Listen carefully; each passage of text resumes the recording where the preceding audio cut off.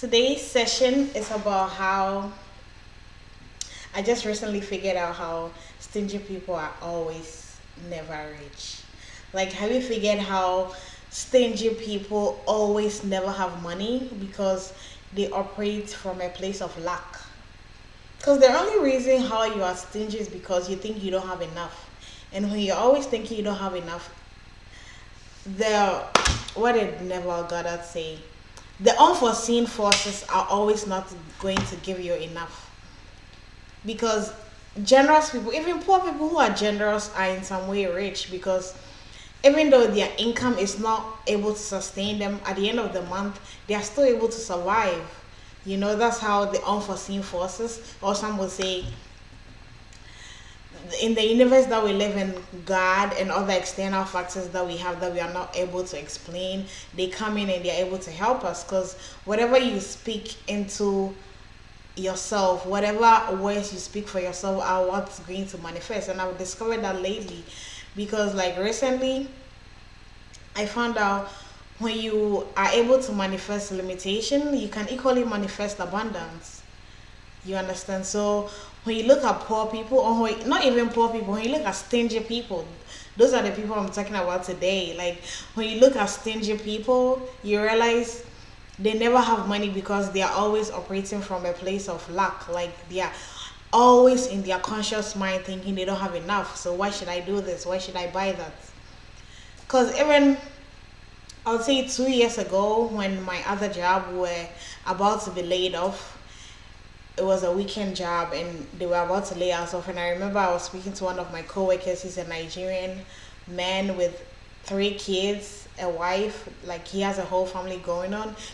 And honestly, he wasn't worried about the layoff. I wasn't worried, but he wasn't worried because he told me, Barbara, when I combine my wife's income and my income, and then when I look at our expenses at the end of the month, it surprises him how they're able to survive within that month because their income is not even able to supplement the expenses. But in one way or the other, they are still able to survive the month. It goes to show you, because it's operating from a place of abundance, you never know where the money is going to come from, but it still comes in. Or you never know where the support is going to come from, but that thing still comes in. So sometimes when you're always basing on your income, like, oh, they pay me this exact amount of money, so I cannot have enough room to do it's good to plan, but as human beings, we always plan from a place of limitation.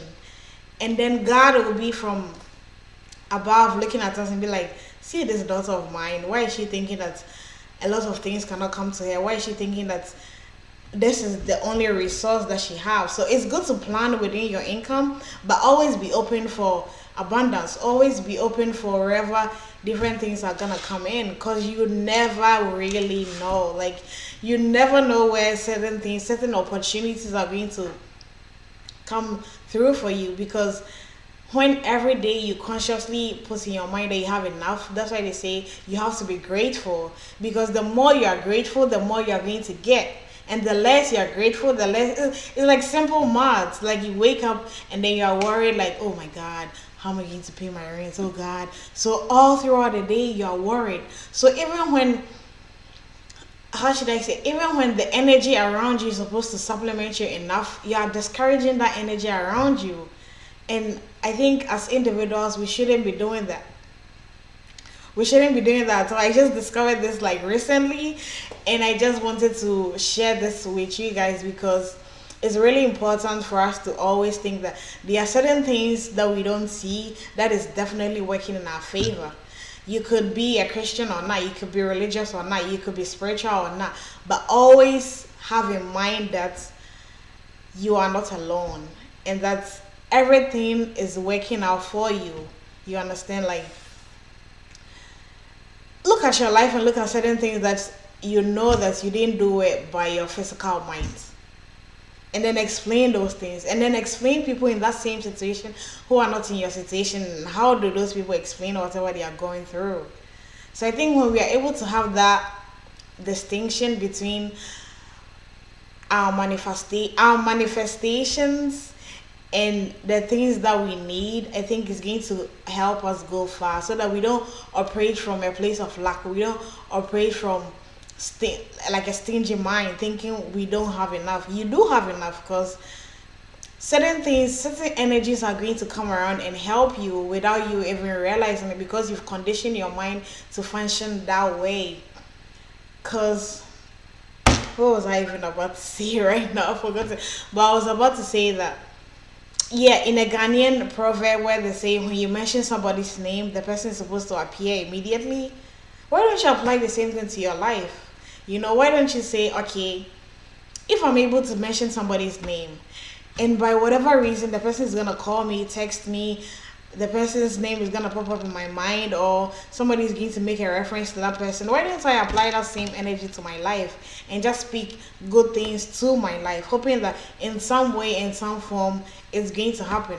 Because if that analogy alone works for most of us, I mean most of us Ghanaians, why don't you think that energy of asking for abundance in your life is not going to happen for you? So I end this video to say, don't always operate from a place of lack. Don't be thinking like a stingy person. Always be thinking that you have enough. There's enough somewhere that is supposed to be given to you, but so you claim it, it may not show up. So we have to claim our abundance, people. Thank you.